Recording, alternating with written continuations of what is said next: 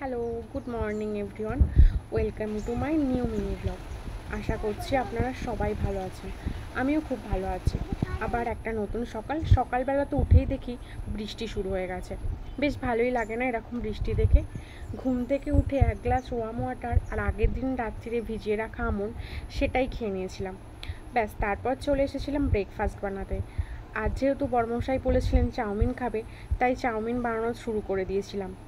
যেহেতু বৃহস্পতিবার তাই নিরামিষ, তাই ডিম পেঁয়াজ কিছুই দেওয়া যাবে না, তাই যা ঘরে সবজি ছিল তাই দিয়েই বানিয়ে ফেলেছিলাম। ব্যাস, দেখো চাউমিন আমার রেডি হয়ে গেছে, এবার খেয়ে নেবো। ব্রেকফাস্ট সেরে সোজা চলে এসেছিলাম রান্নাঘরে লাঞ্চ বানানোর জন্য। আজ যেহেতু বৃষ্টি পড়ছে তাই সবাই বলেছিল খিচুড়ি খাবে, তাই খিচুড়িই বানিয়ে নিচ্ছিলাম। প্রথমেই তো কড়াতে চাল ডাল দিয়ে দিয়েছিলাম, জল গরম করতে দিয়েই চাল ডাল দিয়ে দিয়েছিলাম। তারপর কড়াতে এক এক করে সবজি ভেজে মশলা বানিয়ে খিচুড়িটা রেডি করে নিয়েছিলাম। স্নান ছেড়ে দেখো আমি লাঞ্চে বসে পড়েছি। আজকে লাঞ্চে তোমরা তো জানোই খিচুড়ি হয়েছে, পাঁপড় ভাজা, আলু ভাজা আর ছিল বেগুনি। টাটা।